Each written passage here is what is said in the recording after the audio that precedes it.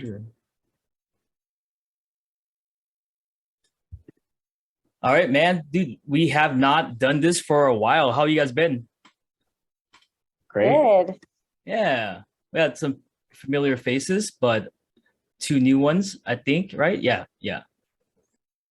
Um, well, haven't done this in a while, so I guess we're gonna get back into it. Today we got back Lance, Hello. Ray, What's up? Lucy. Hey I don't know, guys. I don't know why you just said loose. Um, and Layal. Hey, everyone. Yeah. And then you got me doing this in the same position. Nothing's really changed, but Hey, sorry, Asian parent. hey, yeah. Legal name. Hopefully I can put it on a license plate soon if I forget my license. But yeah, we were coming back here and I guess we're gonna talk about Dreamstate, which happened a month ago, but due to work and Thanksgiving and other stuff, we didn't have time until now. So now we're here together. How Yeah, was I it? think it was a month ago. It was. That's crazy. Yeah, it was crazy. Yeah, right. It was fucking wild to think that Dreamstate was a month ago, and then didn't another festival happen in between now and Dreamstate? Well, we just went to Cascade and Dead Mouse. But yeah, we're not here to talk about that. We're here to talk about I mean, we Dreamstate. could talk about it a little bit. I mean, it did just happen because I honestly I never thought that they were gonna do another electronic music show at the Coliseum. Didn't they do a Tao there that final year, right? Just to play out the Yeah. contract. 2009, 2010, Tao was there. I was there for that, and that was like crazy. Yeah, that was that's Armin so only good. for 12 hours, right? No, so the last one in 2010, I think they tried to do one in 2010, 2011. I can't remember if it was Armin only, but that was one of my first times seeing Cascade. It was like 2008, I think, 2009 or 2009, 2010. I Armin can't only was remember. 09 or 10. Yeah. Oh yeah. Yeah, because I remember the Tao that I went to, the last one was the Armin only one, and it ended at 4, Hmm. right? Um, Man, it was sick, dude, to see Armin for 12 hours until like midnight. It was a good time, and it was sick seeing Armin again at Dream State. You're gonna open with that? Yeah, that's Like, where I was. literally Oh, man. the best set.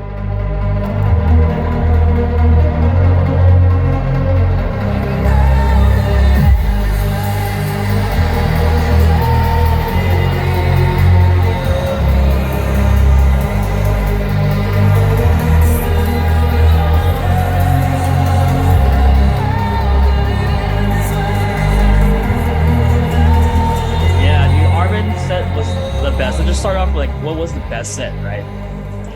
Armin is for me. I guess we'll go around on my screen and be like, I don't know if it's the same for everyone. I guess next would be Lance. What was your favorite set? Okay, I'm looking at the lineup again. Um, Skip. Ray, what's your favorite set? Wait, do you ask me? yeah. Oh yeah, Armin hands down. Like no contest. Yeah. Lucy? Oh, my vote also goes to Armin. Lay? Okay, so I'm gonna say ATB because I'm a huge Wow. ATB stan. I did like Armin's set, but I feel like I was just like distracted during his set because I was like trying to find friends and all this stuff. So I think maybe that's why it might not be in my top. But I mean, Armin is like the king, so anything he does is gonna be amazing. But yeah, ATB was it for me. I really liked Vinny Vici, but I mean, Armin was fantastic too. Giuseppe Ottaviani was okay. Really? Kind of just- Oh, I liked him. I actually really I- liked the set too. Besides, like helping that drunk girl, Girl. I mean, it was a good time. It was a good time. I I didn't mean, really, I always love his sets, but I'm just like, I feel like he used to play a lot harder, but then I realized that like maybe I just don't like him in a festival environment as much. I need his like his club sets are like more my speed and like a little bit more of like what I'm looking for. But he was really good. He was better than last year, so I'll give him that. I thought that Giuseppe's set at this year's Dream State was a lot better than his SoCal one. Then the one at the harbor. Yeah, I live in SoCal. What I'm talking about, like something I live in San Francisco. I agree with that. It was better than both of those sets, the one from Harbor and the one from last year. So like, yeah, I'll give it to him. I also thought Miss Monique was fantastic. Yeah, It was like a nice surprise that Mark really was like, he's like, I really want to see her. And like, she didn't disappoint. She fucking slayed. It was just like a really spooky set. Like, I like that stage that they just stuck out there. They had that stage at Day Trip. And like, I don't know. It's like, it's an in-between stage, but I feel like the sound bleed's not bad or anything. It's like, Yeah, really I was good. gonna say that, like, I actually liked how the stage was like in the open in the middle, because you could just walk by and be like, oh, this set sounds great, and just like listen in on that. And I don't know, there were a few artists I had never heard before that like I just was walking by that specific stage, and then I was like, oh, this person's actually like really good, and then wanted to like listen to their whole set. So Yeah, I was that a was fan of that. the Void stage. That's what. Yeah. The Void stage, that one was good. Yeah, actually, I wrote about that in my review, my shameless plug for iHeart Raves, where I talked about how they moved that stage. Last year, that stage was at the corner, remember? It was like right at the entrance. And most people, once you get through the entrance, it was like, compared to like last year, like the entrance, like, it was there's a lot more like flair at the court. So like there was a completely different entrance this year though. Like when we didn't enter and you weren't at the lake or whatever, we like entered. No, it was the same. Like, it was the same entrance. Really? Right? Maybe right? I thought it was like facing the different direction. Like we were. It's still in the same direction. It was just a bit further out, but you still enter around there because you enter, you turn left, and Void is right there last year. Yeah. Because Ish and I saw like Chris Schweizer there and a couple other DJs when everybody's like, oh, we're gonna go see Asterix or somebody at the main stage, and then we're like, oh, we're gonna stay here, but it was just quite like, a bit of a distance to go to the other stages, and it was sad because like Chris Schweizer, he's one of the best, but they were like kind of in the corner, and I think only like 50 people or something were at that stage. So having it in the middle of this year, I thought that was great, because now when you're just passing by, you can like see all these great artists that you never would have planned to see. Even Soundbleed wasn't bad either. Like across, even though it was in the middle. Like, plus they had actually really good production for the Void stage this year. Way better than last year. I agree. Last year was a tent, right? No, last year was open, but it wasn't as open as the Void this year. This one was more of an open floor plan. Last year's kind of, I don't know what you would call it. It had that like circle as the stage, like one of those like big circle light ring things. But like it was like it had pillars, kind of like a tent, but it was just more so for sound, I think. Oh, so it had like those steel truss? Yeah. And it was like, and then people could stand literally in between all four sides of that. And then the lake was also to the left, So I feel like people were also just like it was a walkway. Mm-hmm. So I don't know. Versus this, I feel like no one was really crossing in front of the stage to get to the main stage. Like no one is crossing in front of the Void to get to the main stage, and I feel like that was what's happening a lot at the last Void too. Yeah. I mean, like I remember we left Stone Blue on the second day, on the second day, and then we saw, was it Billy Giles? Yeah. Billy Giles, and I didn't even know he was on the lineup. Like I think earlier, before Dreamstate even started, I was showing everybody that song Wild Horses, his mix of it, and then I saw him in the lineup. I was like, oh shit, I didn't know he was gonna be here. Fun surprises. Yeah, but yeah, that's moving that stage there was cool. I have to say, I just love what was the main one, the Dream.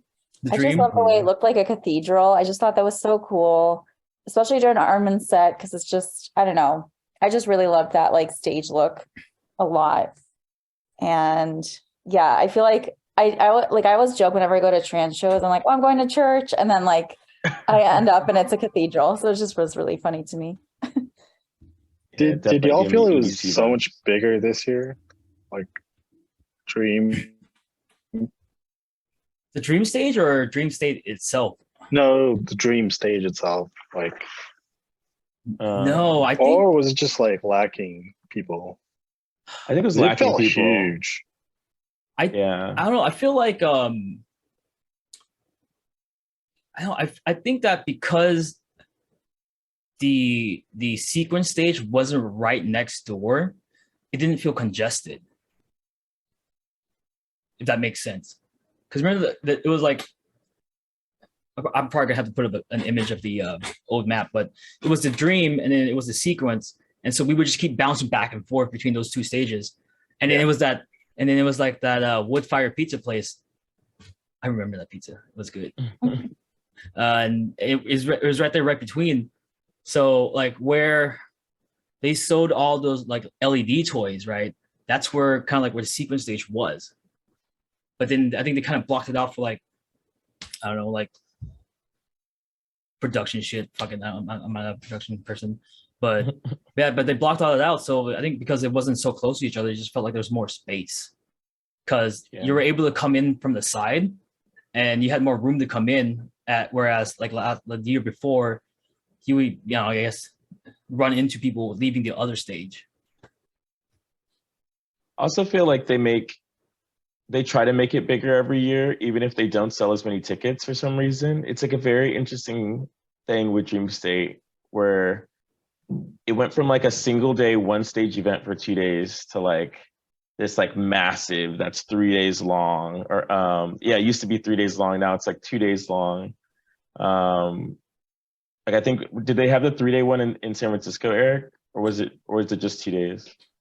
I think they did it for 1 year. Like They did 1 3 year. days. 1 year they did it for 3 days.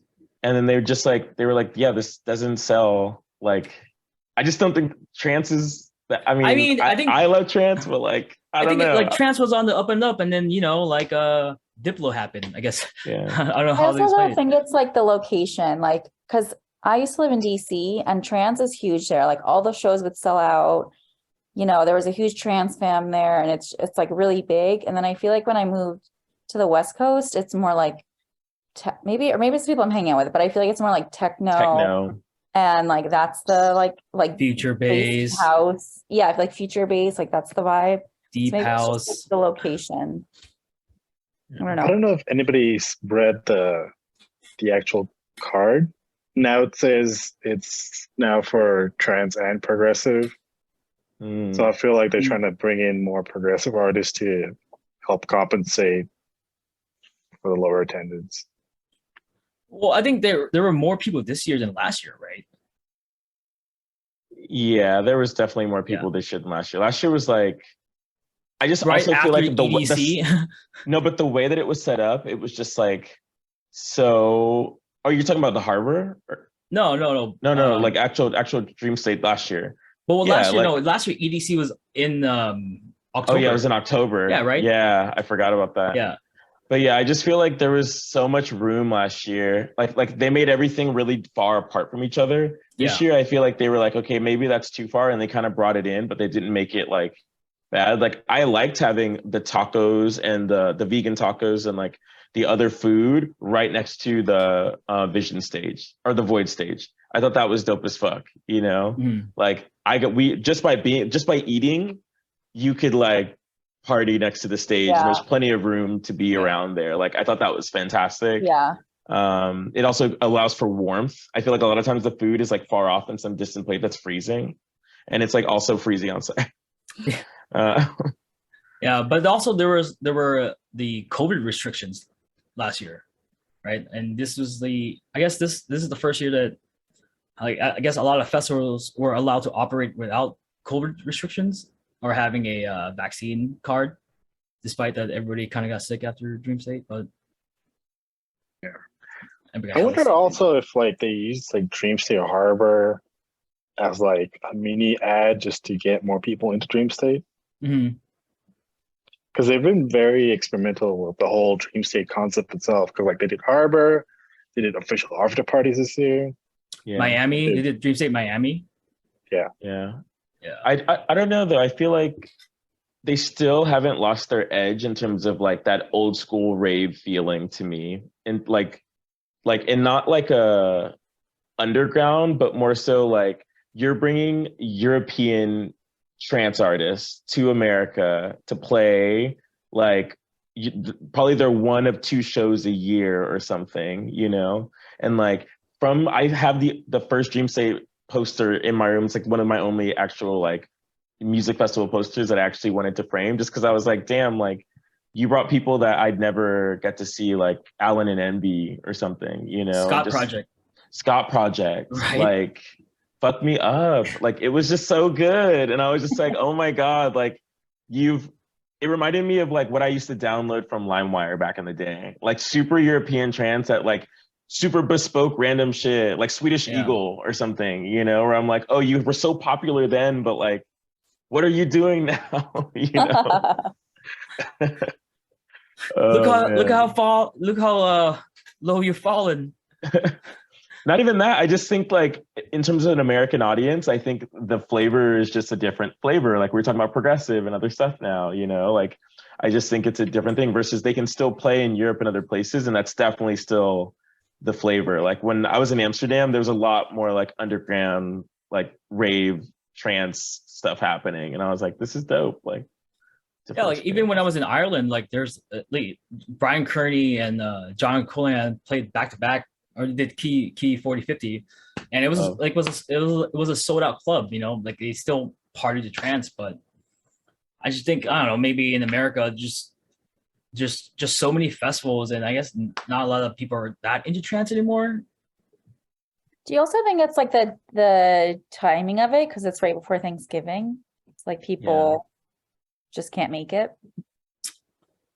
That's always been a factor. It used to be the week. it used to be like the weekend before Thanksgiving, or like the weekend of Thanksgiving, because Thanksgiving's on a Thursday, and then it would be on like a Friday, Saturday, and so people would be like, "Oh, I can definitely go because you're off work, or you can spend time with your family," And so I think there was like, it was great because for locals who like either didn't have family here or hated their family, or saw their family on Thanksgiving and was like, bye, I got my free weekend, then it worked out. But for a lot of people, it's always been, even if we're having it a week or two before Thanksgiving, it's just a hard sell. It was, I think for 1 year it was on the weekend of Thanksgiving, right? I'm pretty sure it was the first one. It was like the 24th and 25th. And I think Thanksgiving was like the 23rd that year. Yeah. But I feel like this year though, like, because they switched some things around, because last year I remember the blue lights were in the middle of the festival, those arches, but then they moved it to the entrance, right? Because the entrance last year was just, you just go through security, and then there was like a bar in the corner, and then that was the void stage. Whereas like this year, it was like you walk through security, and the first thing you see is those blue arches, and then the fucking psytrance, right? So they added those same circle arches things that were at EDC this year in the spring, or like spring/early summer. Those rainbow ones that we took a picture in front of, remember? Those are like right at the entrance, and that was really nice. I felt like there was more space this year. It was nice. There were additional sets of bathrooms, which is great. Big fan of that, because I always have to pee every like 10 seconds. So that's why I was drinking tequila on the rocks. I didn't have like a huge drink. Make me have to go to the bathroom all the time. Can you imagine like being at the front of the sequence stage and then like having to pee, leaving that crowd, running all the way to the bathroom, and then coming back? And having to go all the way back to the front, that would be pretty brutal. Dude, it happens a lot. Yeah. The first day was partaking, and I was in dire need of a bathroom like every half hour. Like, oh no! And I kept running back and forth, and I was like, bathroom break. The worst. The worst. We And like the bathrooms progressively got worse because I went so frequently. You could see the progression from like, oh, you have toilet paper, oh, you have like water and hand sanitizer. Then like it's messier, like half the things are gone, smears, and I was like, ah. smears. Oh man. So we have a friend. I'm not gonna say his name, but he pees in water bottles on the dance floor. Oh my gosh. Yeah. And uses us as shelter. As Oh shield, my yeah. Guess when you gotta go, you gotta go. And uses us as the urinal wall. But yeah, dude, having the extra bathroom was nice. I thought this year it was relatively pretty clean as other years. There were as opposed to like, you know, Dreamstate Harbor where there was that fucking lake, King Arthur's Lake. I just think they just The Golden Lake. They just didn't know Dreamstate Harbor was. They were just trying to pull something together, you know. I think it was like they had to fulfill a contract. They were just like, let's do something, you know. Yeah. But the merch is sick. Dude, the lie. merch was so sick. It's like the best merch of the fucking of anything that they've ever Harbor? done. Yeah. Yes. And it sold out so fast because it was fucking freezing. Yeah. I'm surprised that they, I mean, like I said, I'm surprised they had Dreamstate Harbor the same weekend as Pride. It was like same weekend as Pride and what Lady Gaga too, who was in town. So, it was like a couple big names. Hopefully they bring it back, but maybe you're right. Maybe they did use like Dreamstate Harbor as like the gateway to trance. Also, just feel like trans people behave ourselves. Like they would not do Dreamstate Harbor as like the first event kind of in the LA County area to like, you know, massage the relationship the same way that they wouldn't do Dreamstate Afterparty first time ever at the NOS Event Center, fucking here till 6 a.m. crazy shit. Like with any other group of people other than trans fam. Like that is like that to me explains it all. Like you have so many other options. You do every other type of event and you're gonna start with trance. Like, yes, that is like a vibe. I was actually surprised that they had an after party. Same. Right? Yeah, I'm surprised. Like for this Dreamstate, you mean? For like one we're talking about right now? No, it's the first official after party. Yeah, they've never done anything like that ever before. I've been going to the NOS for like 12 years or something. Never stayed at the NOS Event Center past 2 a.m. That's just the. Yeah, because usually then like the cops would be at the NOS and be like, "Go home, bitch." Yeah. Shine flashlights, everyone. Go home, kids. You got church tomorrow. But it was dope. Like, and getting in was super easy. Like, I feel like it went by super fast because we were just having so much fun, like in there. And like, what time did we leave? Like around like 4 something. Well, getting in there was not that easy. I was freezing dick the whole time. Maybe I just haven't. Remember. But it was so fun. I think we stayed until 5, and I really did appreciate that people sat down at the afters, and there was like a designated like area that you can just sit, which was really nice. Super chill. Yeah, it was like, I think because I was sober at that point because they stopped selling alcohol, which I'm super glad they stopped selling alcohol at 1. That would be nice. Because I think we were about to get another round, but then I was like, they said like, "Oh, we're gonna stop." I'm like, you know what? I have to work in 6 hours. I probably should stop. Forgot I went to work. Yeah, dude, I went to work. So yeah, I mean, like it was getting in was cool. We got in at 2:30. The line was we got the wristband ahead of time, right? Yeah. That was key. Yeah, and then once we got in, you know, I was like, "Hey, Lance, I'm gonna sit down, dude. Normally I don't do this, but normally this doesn't happen, but I'm about to sit down because my legs hurt." And it was everybody else was sitting down because everybody else was fucked up too. I was just old. I was just like, I have to sit down. And I was just tired, but I loved it. I loved the sitting option. And the music was banging. Yeah, the music was so good. Yeah, and then Shay whipped out a basket of fries. I was like, yes. But the music, yeah, it was really good. We started off with Ruben Duran back to back with that one DJ. Schneider? No. It was Schneider played with Kian. Second set. The first set was Ruben. He played a lot of like. I'm actually surprised at the BPM they played that for an after hours. After hours, but they opened up with a bunch of like classic songs. I think his remix of "Can't Sleep." Yeah, it was so Above and good. Beyond. And I think what was that song that you ran into the crowd for? Oh yeah, they played like a remade or like a version of Armin van Buuren's "Never Say Never," Ugh, which is so like one of my good. favorite songs. And then I think it was like there's a version by Fatum or Fatum. I don't know how you say the name, but like they like made a new version, and that's what was played at Dreamstate. And then I like sitting on the floor, I was like, gotta go. And I like rushed into the crowd and like danced to it. I was like, I think Jonathan and I looked at you and were like, we'll meet you after we finish these Yeah. fries. Yeah. No, that stuff was really good. And then afterwards it was Schneider and Kian. And like I don't know. It was the echo or reverb from the hanger from the music bouncing off the walls. But I felt like the BPM was like super fast. They definitely increased the BPM. Okay, so I wasn't tripping, right?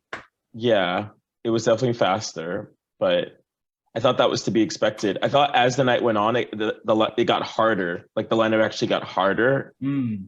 And that's what people were complaining about, because they were like, we're going to be like lit AF at 2 a.m. Like it should get softer. Like you should start off heavy and then work your way towards like chill, like work your way out the door type music, you know, even though like the first set was amazing, it was definitely more chill than like it was lit. It was pretty hard when we were walking out of there still, you know? Yeah, it Right. was.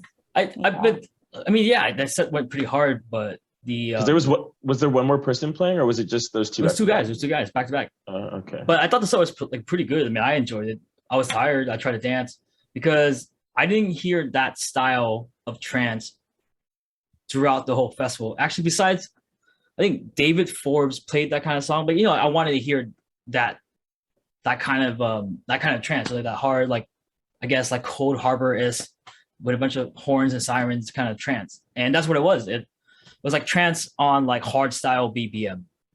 And I enjoyed it. So like hard trance. Yeah. Raw trance. No lube trance. Oh my god. It's a new genre coming out. Raw trance. So you guys are telling me it's totally worth going next year?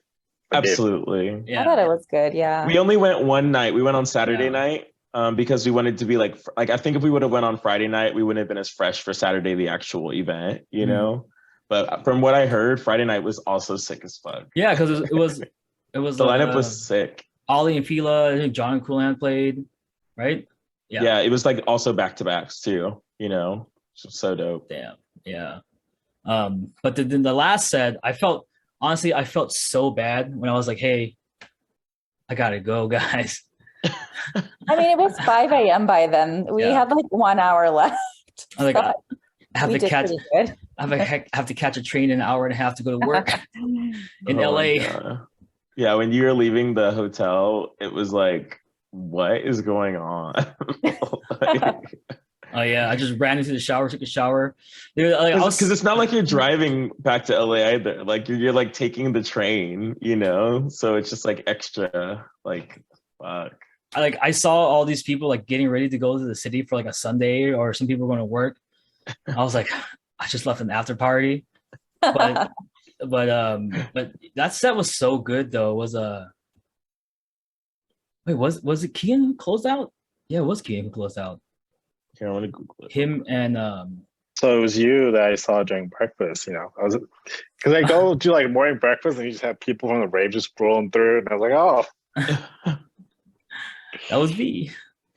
But yeah, his set was so good. Like I love him. I'm like, it sucked that he played the same time during the same time as like Kearney. during the last day, or else I would have seen him by himself. But yeah, it sucks.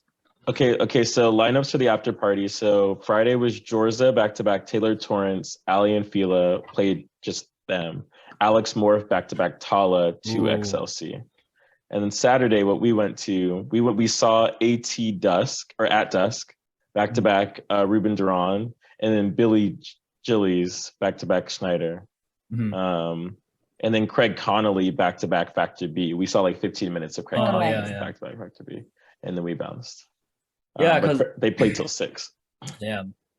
That's what I mean. You hear it gets harder. Yeah. Huh. Craig Connolly back-to-back Factor B is like doom, like I don't think it was that hard.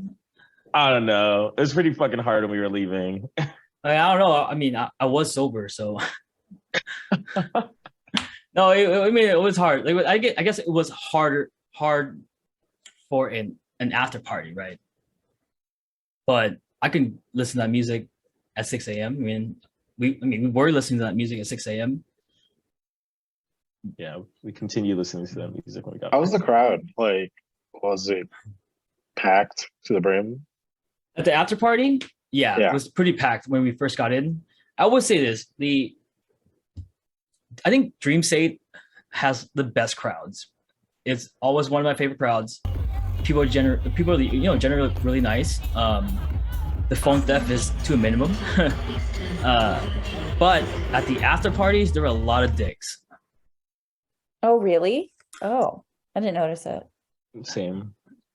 Well, it's because Jonathan and I, when we went to go get water, people were just cutting each other trying to get water. There was also like only two bartenders selling water for that whole after party. You know, I don't think people realized that they could have left you out, go through the other door to get like water at the water refill station or to get food, but everybody's all crammed at that back bar, and the line was running into the crowd, and it was just a mess. Oh, that makes sense. That and like everybody was like, everybody was kind of like still like kind of messed up from Dreamstate, so nobody cared. They're at an after party, and Jonathan and I were standing in line, and then these two guys were just like dancing and like making out and bumping into us, and I was like, hey, I'm all for gay rights, but you're bumping into me, bro.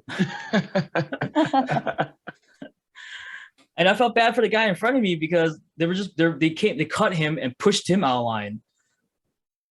Oh, that's not cool. Yeah, and I was like, come on, bros. Oh, where's the blur? Yeah, at least cut behind me. Yeah, But other than that, like the vibes of the after party was chill. I think everybody was like on the download anyways. Like everybody was all getting ready to like wind down. Yeah. I feel like everybody was in their groups and like kind of, keeping to themselves for the most part, but also dancing and having a good time. It's like an after party where like you're kind of making eye contact, kind of not really, Yeah. Like some people have their shades on and just can't see anything. So it's like nobody wants to be the first one to say, hey, I gotta go. Yeah. But I wasn't ashamed to say it. But after party was cool. Like I enjoyed the guys with the trance sign, with the neon trance sign. The digital one? Yeah. Oh yeah, that one was the LED signs, yeah. Yeah, that one was really good. All the totems honestly were great. I really enjoyed the totem game at Dreamstate every year, but Dreamstate and Escape to me are like in terms of like normal raves, but like EDC has really good totems, including EDC Orlando too. Like I feel like it's just hilarious. People are so creative. Yeah. On that note, so we were at EDC Orlando and they had a giant totem that said no anal at the rails. That's awesome. I mean, I think we saw a handful of totems. I think one was like blow up dolls doing 69 with different people's signatures on them. That was kind of weird. Blow up dolls as totems is weird to me. I experienced that at Lightning in the Bottle and it was just like not the vibe. So I was like, you guys are, it's just. You can be more Something creative else. than that. Was it like a used doll? Because that's gross. I mean, who knows? That's how you get pink eye. It was Orlando. You never know. Yeah. The Florida Seriously. man. I felt like I didn't. No, actually, no, I did see a lot of totems. Yeah, I did see a lot of totems. I know that you guys have your own totem too, right? Ray, the lamp. Oh, no, that's not our totem. It's a friend of ours that we met at Dreamstate Harbor. They had their own group, and their totem was a lampshade that said it's lit. I don't know if you guys saw that throughout the night. I didn't, but I love that. Is the lamp actually, is it on? It is. It's Okay, like yeah, flashed. I love that totem. Yeah. That's like amazing. Yeah, I think I saw them last year. yeah. That's how I found Ray, because of that lamp, because it was lit underneath him. There I'm was using my own totem with my flight signs. Oh yeah. Oh yeah. I was like, I'm too scared. Ray, come find me. The crowd's too deep. There was one totem I saw. Well, there were a bunch that I liked, but one stuck out because it was like, have you guys seen that meme where it's like, it's someone from the 90s and they look like totally zoned out. And then the caption is like them saying trance is God's music. And it's like, have you seen that? It's like a 90s rave meme. No. Anyway, it was really funny. There was a totem that had that. And then there was another like Philly totem with the Philly like mascot that said "fuck around and find out," which was Oh yeah, I did see that one. I think one of the funny ones I saw too was like Jesus is calling. It was like a Jesus meme that's calling somebody. Because like, that's like my favorite. That's my favorite funny. too. Yeah, we all needed Jesus that day. At Escape, there was one that had the Jesus meme with him calling, but it said like, "Come through, it's lit." Oh, you know, and I was like, Mark and I were done. We were like, wow, like cracking up, like dying. This has nothing to do with Dreamstate, but speaking of Jesus, right? My favorite Jesus meme is the one where he's calling. He's like, "Mushi mushi, Jesus this." Layal, this is hilarious. What is it? I sent the meme in the chat. It's so funny. I'm dead, dude. That's awesome. Believes that trance is God music. That's hella funny. But it's like Jerry Springer, Mauricia type vibes, you know. Yeah. Jenny Jones. So I never funny. heard of me at this Juna show. I can get behind this banner. Freaking. But yeah, all the totems were really cool. I think all the messages on that LED digital totems were cool. And despite the elbow bumping at the after party, I thought the vibes were pretty chill. It was a good time. Every time I actually like bumped into someone because I was like looking for Lance during Armin's set because it was too packed. Yeah, every time I actually bumped into somebody, the person would be like, "Oh hey, I'm sorry." I was like, no, I'm sorry, I bumped into you. Yeah, everyone's always nice. So nice at trance shows. Yeah, it's like I feel like it's like those like Canadian memes, when like, oh, everybody in Canada is like super nice. Yeah. Can you confirm this for us? Everyone in Canada is really nice. Same vibes as a trance show. Yeah, even when I was at Kearney, I think going to Kearney, like I met like a bunch of like non-trans people come through. They're like, "Who's this? Bryan Kearney? Is it popping? It's popping." Like, oh yeah. We'll all go through. So like, even people get to appreciate like, the camaraderie that comes through. Even, especially this year, I feel like it was extra plur. Mm-hmm. Yeah. Well, I think a lot of people, they don't exactly go for the music either. Like to Dreamstate specifically, I think they get brought by their friends and they're like, "Hey, I think you're really gonna like this," even though this genre is not something that you're exactly into. There's like so many different variations of trance at this show that like you're gonna like one of them and like it's gonna be good, but also the vibes are the part that you need to experience, Yeah, I totally agree. It's like I actually had brought some of new friends in. They're a little bit into side trance, so I was like, sure. But I brought the specific Dreamstate because best vibes. And like some side trance and the absurd amount of lasers. Like I'm like, production. You can't go wrong here. Like, yes. Yeah, I remember I turned around and then I was like, "Oh hey, what's up, man? My name's Eric." And he's like, "Oh blah blah blah." Like, oh, this is his his first dream state. I was like, oh, is it your first dream state? How is it? He's like, oh, this is my first rave. I was like, damn, you brought me to dream state? You did ease him in a little bit at the like a smaller party. It's a great place to be dropped in. Yeah. Yeah, because everybody's there's carrying like you know, you're not supposed to like share like water and stuff, but you know, I see strangers sometimes that would share water. Shout out to the guy who is sharing Jolly Ranchers. Thank you. I wasn't rolling, but I appreciate the offer because I think I was looking.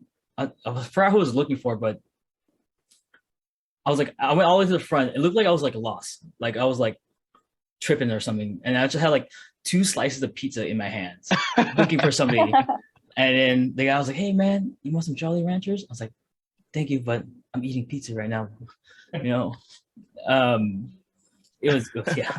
No, because I guess the lady forgot to give me my slice, so she gave me 2, which is great because I needed the extra calories because I was hungry as fuck. But yeah, people there are nice. I felt bad for the guy who thought I was about to steal his sweater because it looked. I mean, it did. I did kind of like look pretty shady because I was just like looking around. You know what I mean? Like I was on something. But sorry, man, I wasn't trying to steal your sweater. I was looking for a friend. Yeah, I did hear a lot of phones got stolen at Dream State, but I feel like that happens at every Insomniac event, and it's usually like the same culprits every time. So yeah, they caught like 2 or 3 of the guys. Like somebody posted a video. Someone whose phone didn't get stolen posted the video on the I guess the unofficial page where the cops were arresting like 3 guys. I guess the guy who got his phone stolen, like I guess he has like one of the new iPhones where you can actually track it even when it's turned off. So I guess they found them at the end of the day and they recovered a bunch of phones. yeah. Oh wow.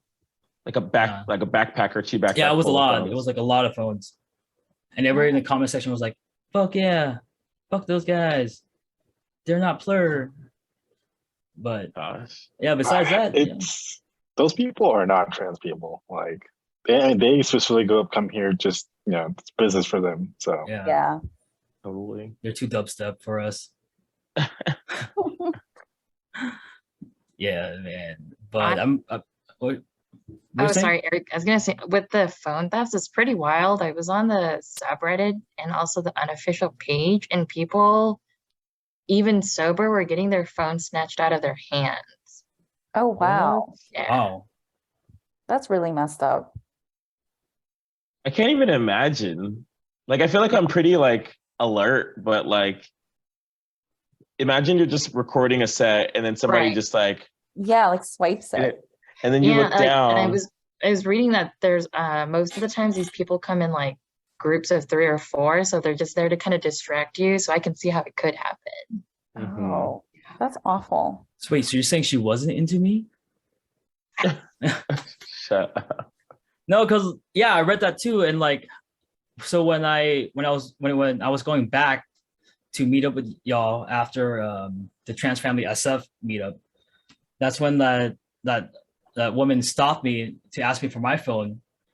And I was like, she's either really fucked up or she's trying to use her womanness to steal my phone.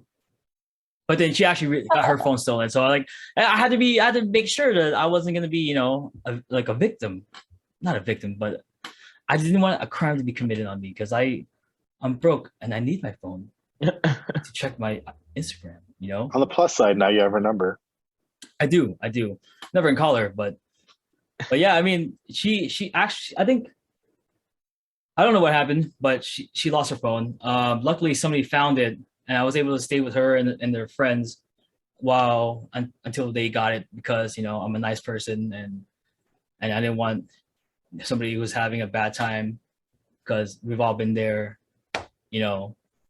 So, you know, me being good guy Eric missed the first part of Elysium, which sucked, but I heard it from the outside, I guess. Pretty sure it's Elysian. Right? Is it Elysian? Have I been saying it wrong the whole time? Yeah. And nobody's corrected me? I don't know. But that set was really good. I was surprised because though I did enjoy Emma Hewitt's set at Harbor, I thought this set was a lot better. It was also at nighttime. maybe that had something to do with it. But Yeah. Eric, compared to like last year's, did you like this year's performance better or last year's performance with Elysian? Because she opened with Moonchild last year. they played the first year, right? I mean the first day, right? I think so. I wasn't there. Friday? I was only there for the second day last year for Dreamstate. Got it. But like I did see Elion Bluestone last year and this year. Well, this year he was Stone Blue. I said Cold Stone. Great. We're not sponsored by them. Great milkshakes. Not yet. Not yet. Not yet. But like I love Alion's set. Like I love Alion. Like hands down. Like drunk, sober. I don't know. Having to go number 3 and then those dirty porta potties, whatever, dude. I hear him. I love him. Whatever. I have a good time. Like his set last year was amazing. This year though, as Stone Blue, like I still enjoyed his set, but I just think that the Vision stage, like the hanger, I thought it was just too loud. Like his set was too loud. Like I don't know who did the mixing. I mean, it's probably not your fault either. I'm not trying to blame anybody here, Fleur and all that stuff. But it just kept bouncing off the walls, and I could hear like a delay or like an echo. It just felt like off. Did anybody else feel that way? Are we talking about Vision? Yeah. Yeah. Yeah, I felt like this year's setup, like the columns are pretty cool, but sound wise, compared to like last year and 2019, it was really loud, like a lot louder than previous years. Yeah. Do you use like the master volume or something? Excuse me, sorry. It was like somebody had like the aux cable like turned way up or something, and they just didn't mix it right, or do you think they added more speakers in there because that's where the after party was going to be? Maybe. I don't know. Because Maybe it definitely had a lot more production than last year. Right. So that's a really good point. Like, right? Yeah.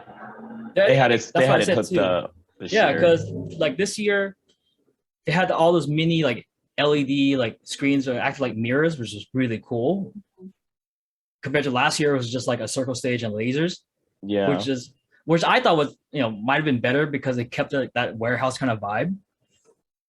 And I don't know, like this year it just felt like it was just like too loud. Not loud, but it just felt like it felt like the music was suffocating you a bit.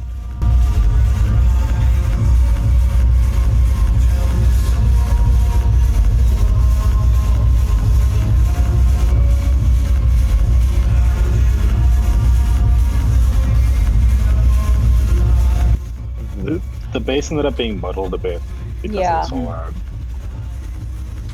Yeah. Definitely wasn't balanced. Although I didn't notice it so much at the after party, even though it was the same like stage. I don't know, but I don't know if that was just me. I thought it was just kind of mainly during like Stone Blue's set. Yeah, agree. Like I kind of felt like he shouldn't have been at that stage. Yeah, Like, Ilan Bluestone at an indoor stage is like why. Yeah. Like, but I love like dude, I loved all the songs. Like I finally got to hear that one song that has the trance sounds. You know what I mean? Not Moonchild, but it's why is it? Is this Newborn? Yeah, Newborn. Yeah, I finally got to hear Newborn live, which is great. And then a bunch of other Elon songs, but I just thought it was like too loud. Yeah. He had BD energy, and like he shouldn't have been there. It was too small. I also want to correct myself. I said Vinny Vici earlier, who I think we saw a little bit of and was good, but like Ben Nicky presents Emotional Havoc. We only saw like a good like 20 minutes, but he played like we've come so long. Oh, Linkin Park. Yeah, Linkin Park. It was so good, dude. And I was just like, fuck, like it is Emotional Havoc. Like the whole set was like emo throwbacks mixed in with like crazy psytrance and like pyrotechnics. Like it was pretty fucking hard. I was like, your audience is this yes, this is working for you. Yeah. He opened up with Can't Sleep. Yeah. And I was like, oh fuck, this is how this is gonna be like. Because did y'all catch Ben Nicky, right? No. It was a lot of fan service. It was a lot of fan It was service. I love a fan Yeah. service set. I love that. Yeah. Me It was- too. Give the was a- people what they want, Eric. Yeah. It was a fan service set, which was great. I enjoyed it. Like we made plans to go see Solar Stone. That's actually where we met up with you guys the first day.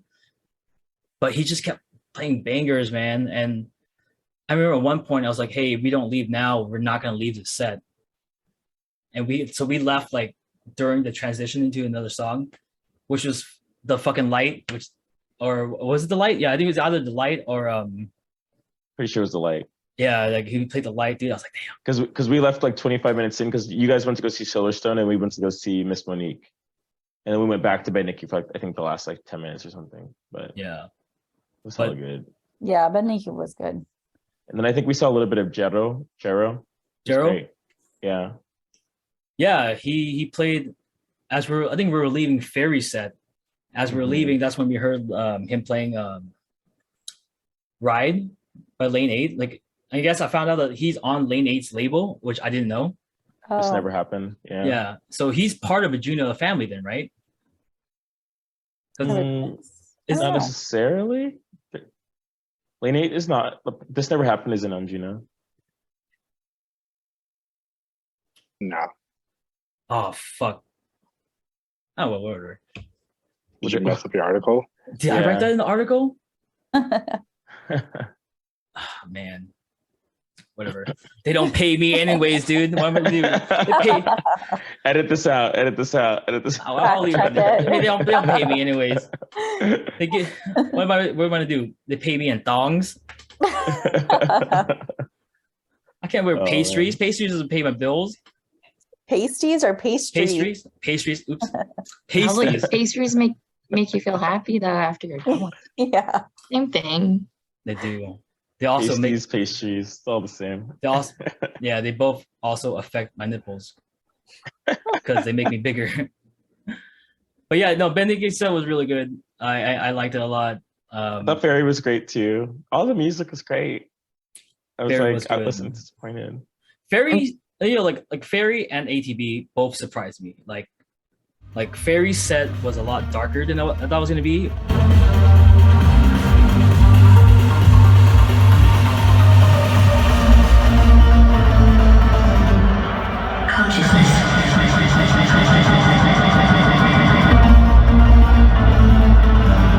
Sentience of internal, external, or virtual existence. Yeah. it Progressive, was. more progressive, and a little bit more techno. Because the last end, I feel like the end of his set was like techno, right? Progressive techno, Mhm. and then ATB was really good. Sad I missed ATB. Oh, it was so good. Like, fuck. I mean, I'm biased, but it was really good. I usually go see him every time, but then like Tempo Giusto was playing at the same time. He's like this like new. I don't even know if he's new, but like I just found him at the gym like maybe like 2 months before Dreamstate, and I've been like, I was killing my workouts to Tempo Giusto, and I was like, I have to see this dude live. Like, there's no way I can go to Dreamstate and not see him live. But he was at the same time. But it was he nice good to. live? Oh my god, he was fantastic. Yeah. He crushed it, and he played all the songs that I listened to at the gym. So I was just like, my heart was like exploding. what kind of love music is that. he? It's like super upbeat, like future trance, I guess. Like really like kind of like Future psytrance. trance? Like I don't know. It's like Ooh, psytrance, to but me. What is this future trance? it's like psytrance, but like it feels like it sounds like fairy music kind of. I'll send you guys a track. Hold on. Yeah. Like you mean happy hardcore? I'm pretty sure he made the Dreamstate anthem for this year. Like, because there's a Dreamstate anthem every year. He Yeah. made the one for this year, Spotify. Well, what about you guys, Ray, Lucy? What was one set that surprised you, or somebody you discovered for the first time that blew you away? Oh yeah. I think it was a DJ at Sequence, but Ghost Rider. I really liked his music. Didn't know of him before. Felt like he had some uplifting things in there.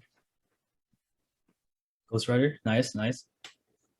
I mean, catching part of Body Shaw set, like I missed it because I had to like show some people around, but Friends, right? yeah.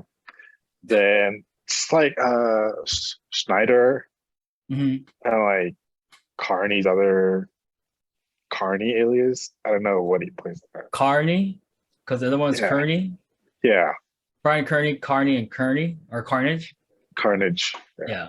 So that was an interesting set. Like that was also very high tempo too. But it was a Yeah. bit more darker driven. I was like, oh.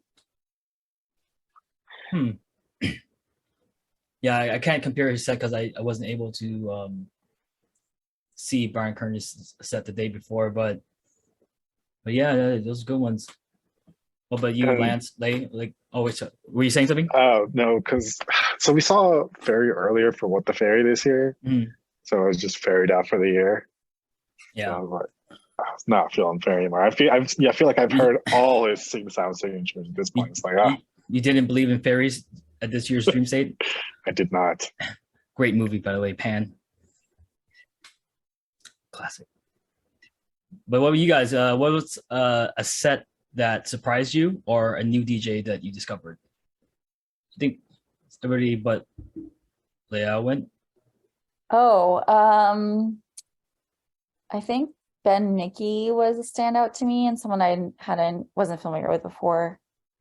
And who's that guy? Something Gillies. Oh, Like the worst Billy Gillies? names. Billy Gillies. Yeah. That's a regret not getting to catch them because like I've been recommended them like multiple times. But my friend John wanted to do Vinny Vici, so I'm like, fine. fucking John. I know him too. Yeah. Tell him I said he fucked up.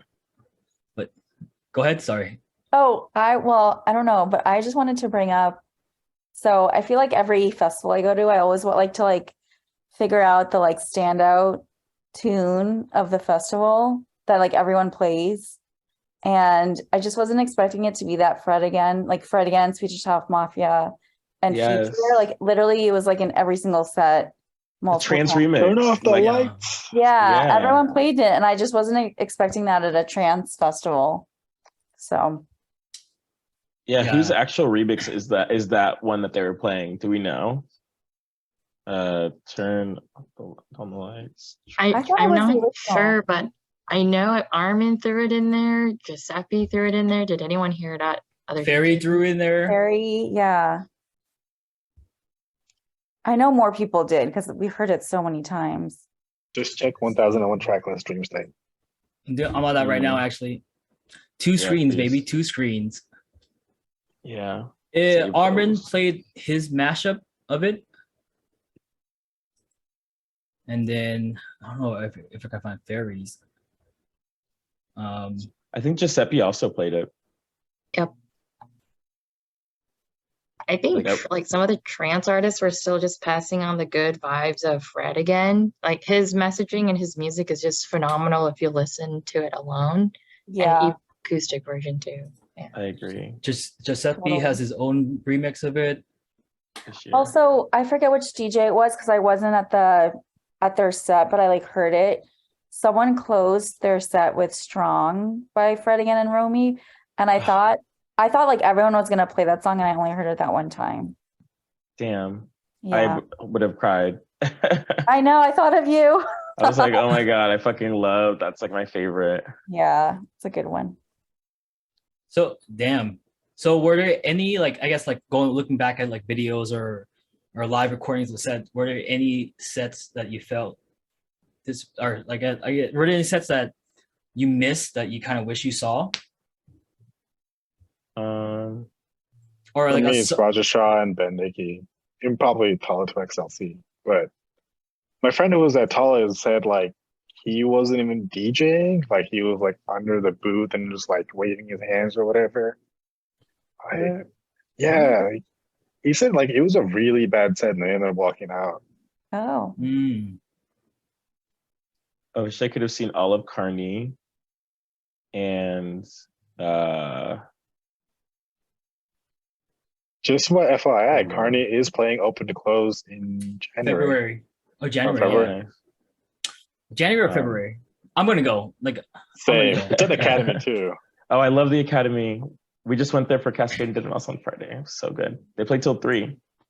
Ooh. Oh, so good. Wait, in LA, isn't last call at 4 now, downtown and West Hollywood?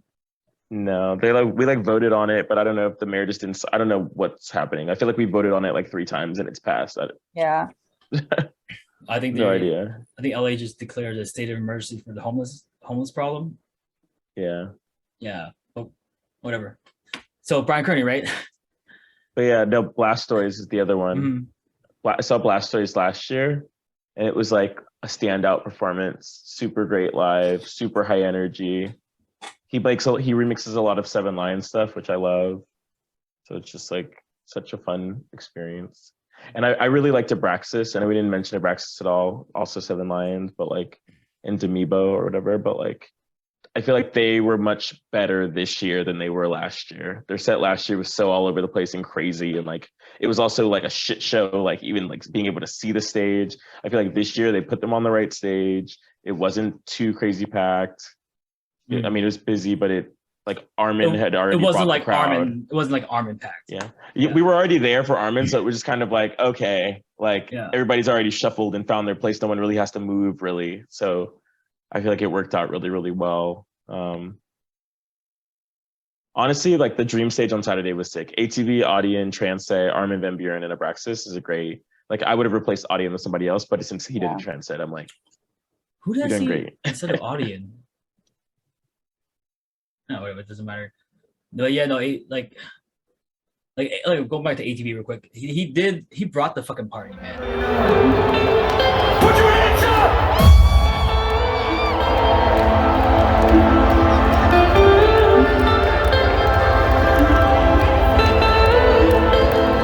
Thank you so much for your big support. EDS since 29 years, whatever, 28, whatever. It's crazy, you're crazy. Dreamstate. One time I wanna hear you. Ladies. Gentlemen. Ladies. Like usually I don't like trance DJs yelling in the mic. You know who you are, but I mean I love you anyways because of your music. But like his like the what he was playing it worked. You know, like I hate it when you're listening to like a I gotta stop saying like you're listening to a song that's uplifting and you're like, oh man, this is great. I'm having a euphoric moment with all my friends, and somebody's like, oh, you having a good time? I was like, yeah, you don't have to ask me. You know, are you ready? I was like, yeah, I am ready. My hands are in the air. Please. I've been Hands ready. in the air. Yeah. What do you think these are for? Spear fingers. It's true though. But it's just like when AQ was playing his music, there was a bunch of drops. It was like a mixture of like house and trance. When he played he had a mashup of Sweet Disposition with Don't Stop Me Now.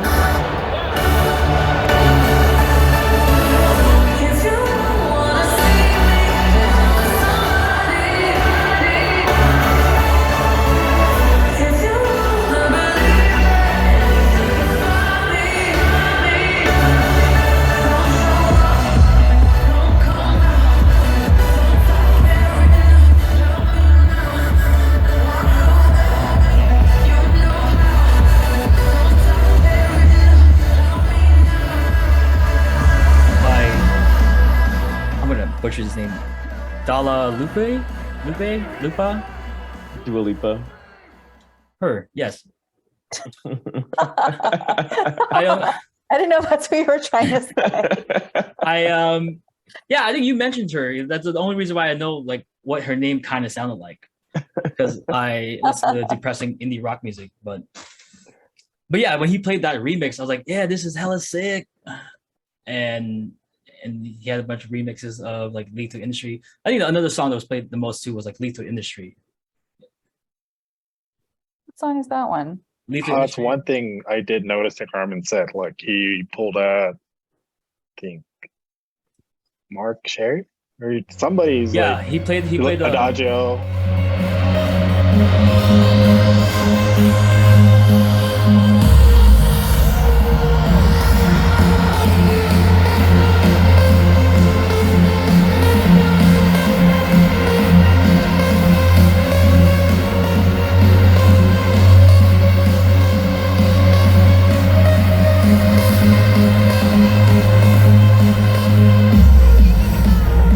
Dreamstate, can you feel it? I said, can you feel it? Make some noise! 1, 2, 1, 2, 3, let's go! Oh yeah. He played Lethal Industry. Yeah. he played Like, he's two being Tiesto. he Yeah. played two Mike Push songs. I know because like I listened to that set every time I worked out from that like 2 weeks after Dreamstate. I love Mike Push. He was at Dreamstate last year and he fucking slayed. Yeah. Like, so much bass. Just armor set, dude. It was so good. I would have like I don't know. This is the best transition I heard at Dreamstate was during Armin's set when he transitioned out of Satisfaction. It usually whenever I hear like a fast cut transition, it's kind of jarring because it just transitions too fast. But the way he cut it was like fucking perfect, man.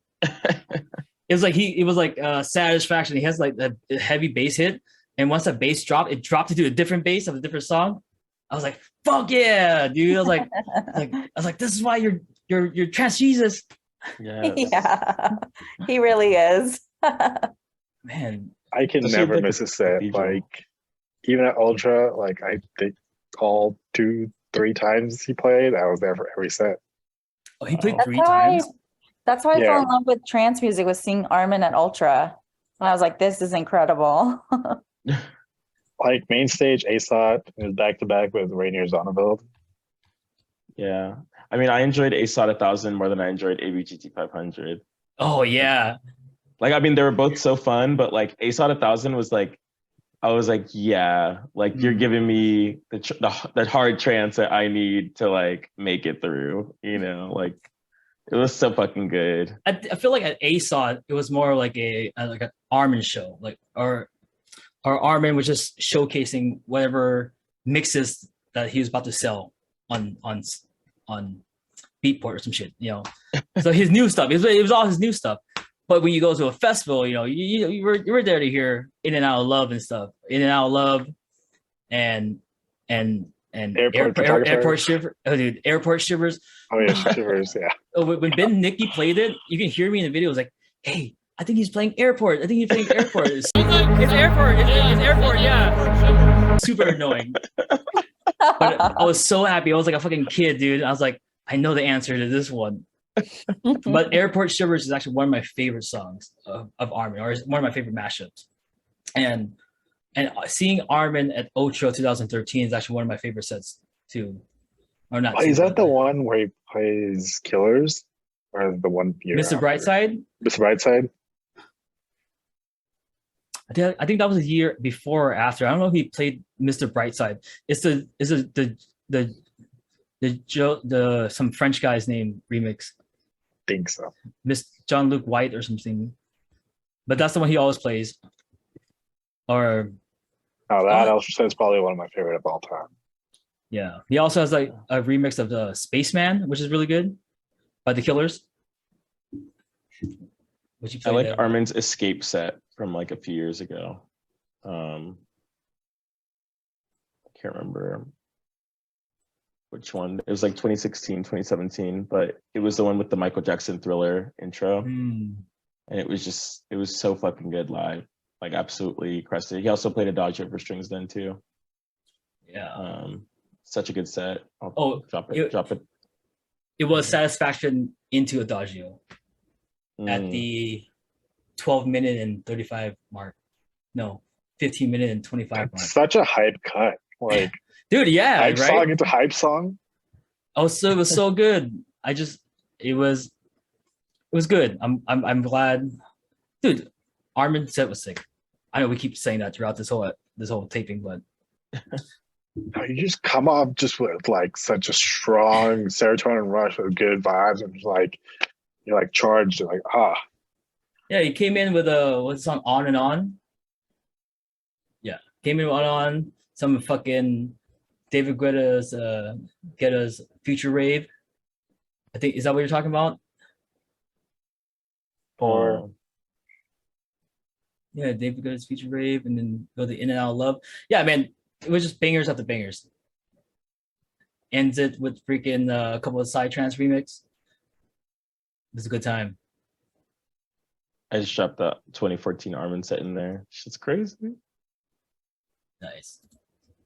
Yeah. What were we talking about? We were talking about like something but surprising, or totally forgot. I got really hyped on Armin and me just mentioning that remix. I think we were talking about artists that I thought it was like artists that we Discovered or surprised. discovered, yeah. And then derailed to Armin being amazing as usual, Yeah. which I don't have a problem with. Same. Also, like going back to ATV real quick. One of my, I guess, like funniest moments of the fest was when ATV was like, "Oh, I'm something been doing this for 16 something years." He turns around and the guy corrects him, was like, "Oh, I mean, or he's like, oh, I mean like 17, whatever. You know what I'm talking about." I remember that. That was funny. Yeah. And another thing about ATV, he was like, there was this one point where he was using the pads to play. Do you remember seeing that, Leo? I don't. I was just in the music. I don't remember that. It's a good thing I have a video of it. But you see him like Yeah. just playing with the pads, right? So hitting to loop a certain part of the song. He just kept hitting it, and he fucking hyped it up, man. Love that. He was Did you play Ecstasy? yeah, I think you were so. there. Yeah. I saw you and Jonathan. Oh. Really? Maybe I did catch him for a little bit. You're I in the feel like- video. Oh, I okay, think- good. Yeah, I'm pretty sure you're in the video. Then I was also in the music a little too much then, huh? Yeah. But yeah. How could you it not? was- yeah. It's crazy. He's amazing. And it has been. I think he was one of the first artists I ever saw at like Monster Massive 2008 or something. Mhm. ATB. I also just like remember being really young and like hearing his like really early stuff, but like just being really young, so like not being that into it. And then like now I'm like, oh my God, he's amazing. 30 years later. No, I just remember him. He didn't want to play Ecstasy for like the longest He did time. not, dude. Like there was a Oh. good like 5 to 7 years where he just didn't play it, and it was like he's like, I need to outgrow this song. Like I can't shake it, and I'm like, fucking embrace it. Like we all love you. We love all of your. Like it's not like you can just repeat playing Ecstasy, but even if you did that for an hour, we'd be happy. Like Yeah. you know, Like I could hear Sandstorm for an hour. Darude could never let go of Sandstorm. Like Yeah. even when I saw Darude's club scene, like Sandstorm. Mhm. because that's what, I mean, give the people what they want. Like Yeah. it's like that's That's like the back like signature sound. yeah, like Above and Beyond, it used to be On a Good Day. Like people started getting really disappointed if they did not hear Sun and Moon and like On a Good Day and like It some was of a their bad day. classics. It was a bad day. It was if a you bad didn't day. hear that. And then like now, I feel like they've made enough music where they can kind of like throw in a few classic bangers, but like no one's gonna cry if they didn't hear like their favorite song. Well, you know? what I think a lot of DJs are doing now is they're just splicing a piece of it into a mix. So so like it's a tease, but it's better than nothing. Just a tip. Totally. Just the tip. That's Just true. a tip.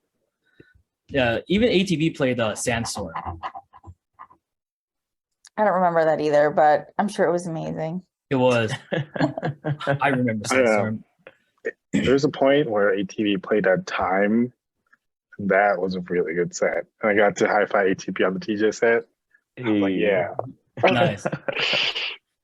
One time I touched Darude consensually at Ruby Sky. Eric Juno was there. My gosh. Yeah. Yeah. I mean, the music was good. I don't think I heard one disappointing set. It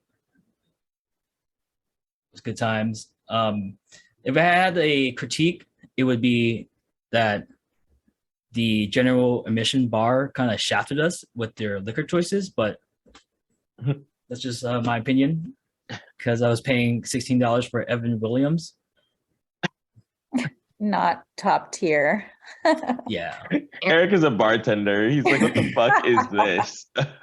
Now, Eric, if you want, hot tip, if you ever want extra shots in your drinks, go to the bar with your friends and then have your friends just rally each other up and hype the bartender out. And like, they love that shit. And like, I remember 2021 with my friends, we did that at Vision, and the bartender just gave us doubles for all our drinks. Mhm. No, I mean, like, I got a good pour every time because, like, you know, I'm a nice guy. I walk up, have a conversation, I treat them like a human person, and they usually give me a little bit more. Or I have my card in my hand and a $5 bill in my hand, so you know I'm gonna tip them.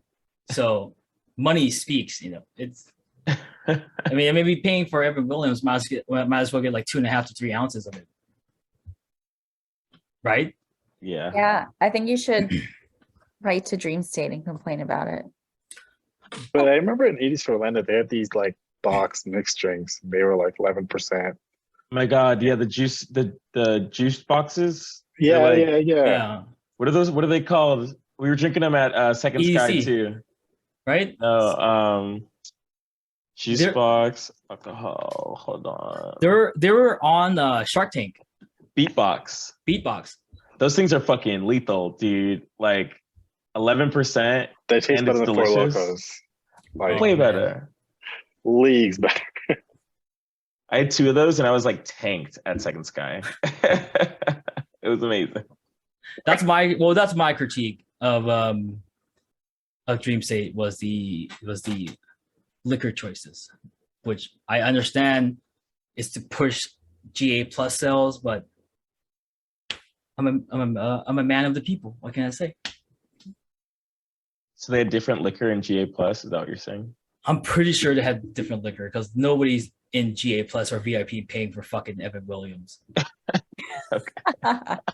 You get a handle of Evan Williams for like $9 at Food for Less. Oh wow. You're drinking Evan Williams. Never mind. Great. No, Evan it's Williams, like yeah. it's like Jose Cuervo or something like that, where it's like, yeah. Oh no. everyone's- Jose Cuervo is like 2 notches above Evan Williams. Oh, It's like drinking. Wow. It's like drinking like I don't know. Like Popov or something. oh yeah, like Josue Cuervos or something. Yeah, Like a but- knockoff. Yeah, but do you guys have any critiques of a Dream State? Anything that you thought could have been better or sucked? Security. Like, so on the second day coming through, like, security started like really nitpicking my bag. And like, they're the only ones who actually open like the bottom zipper to catch my,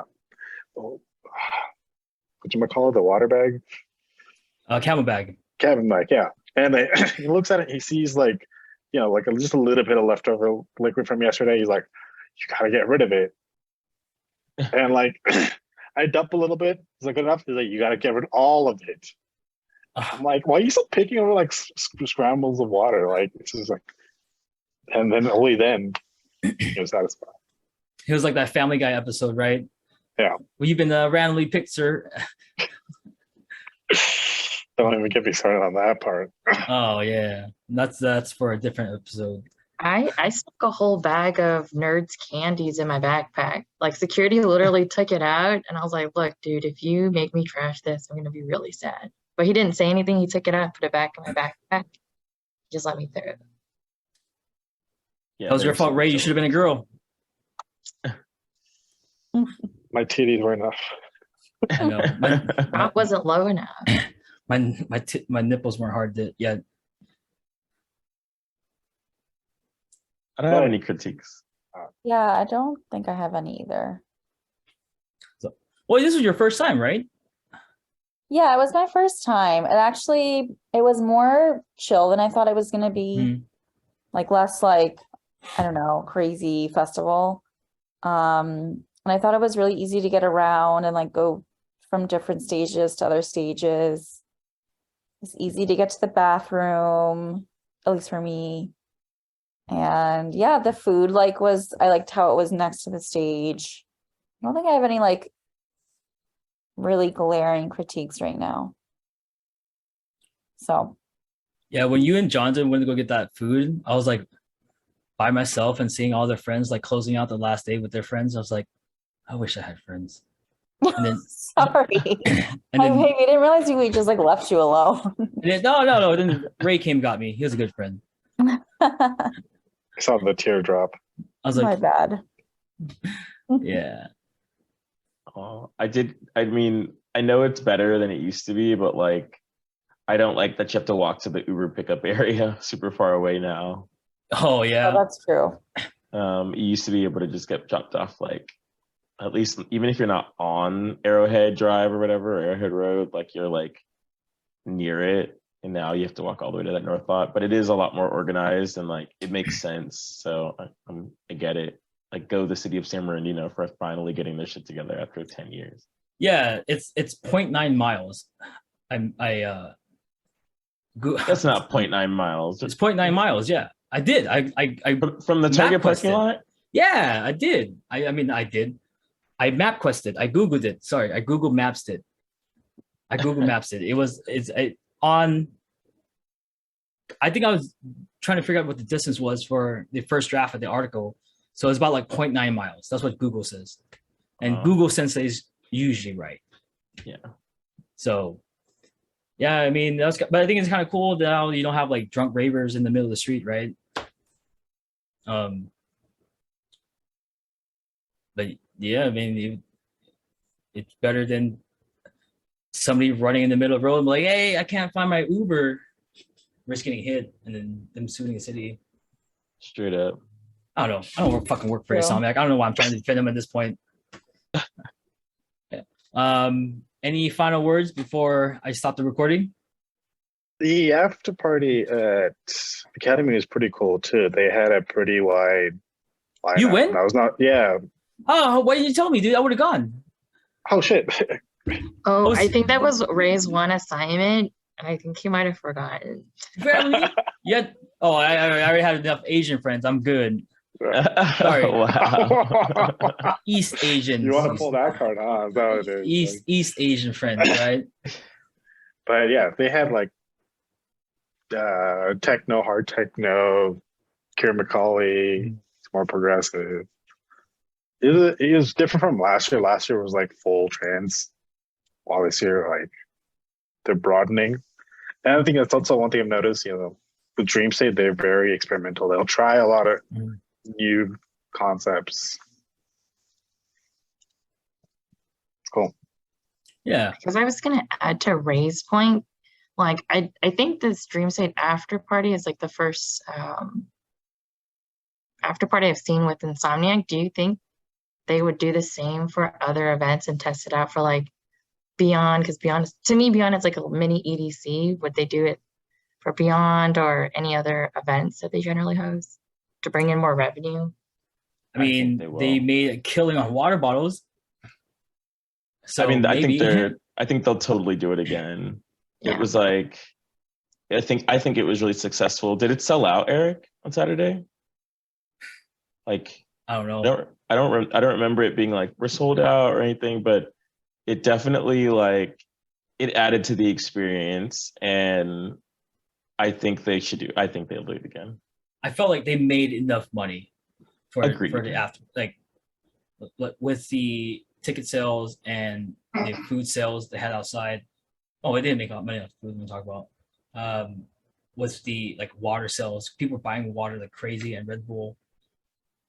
It's also a safer option for the as opposed to like having drunk people try to drive home. So hopefully they do it again. It'd be kind of cool.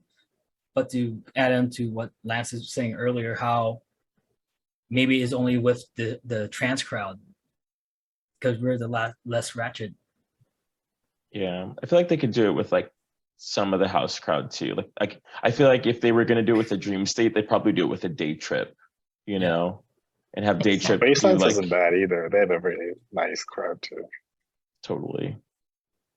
They probably will have to like test it with niche groups. So like Trance and then maybe a more chill group. Maybe not like the escape crowd or the countdown crowd. Oh no. Yeah, no. I would like if they do it at Countdown, I'd be shocked. And that's in like 2 weeks. Yeah. But yeah, I guess last words for me to add on to their points. I'm happy to see Dreamstate doing things more year round. Like I just saw that Blastoise is going to be doing a tour in like January, and that's put on by Dreamstate Presents. So it seems like they're not stopping here, and it's just going to keep getting better. And I think they've also learned though that like bigger does not equate to better too. Like I think they've had to learn that lesson, and like they've definitely bit off more than they can chew in the past. And I think they've dialed it into a point where like they have a couple big names, they have a solid amount of like small to medium names and some stuff that you wouldn't normally see, and make it like a really unique experience to Insomniac specifically for Trance versus like just going to a random show that's put on by some other production crew. But yeah, it's nice. Like I think I've been going since since the first one, whenever that was, like 2013 or 2014 or something, or maybe a little bit later, but maybe it's 2016.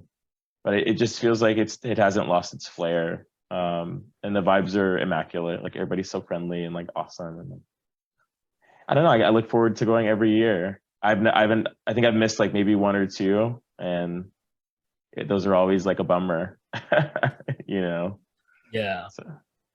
Yeah. If I had to choose between EDC or Dreamstate, I'd rather do Dreamstate, because at least I know everybody there they like Trance, and Trance is awesome.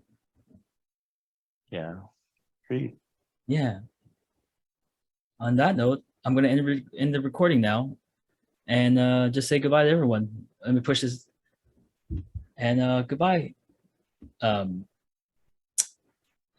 I don't even know what to say. I just had to So long. submit this up. Farewell. I bid you adieu. He's like goodbye, cruel world. Goodbye, cool world.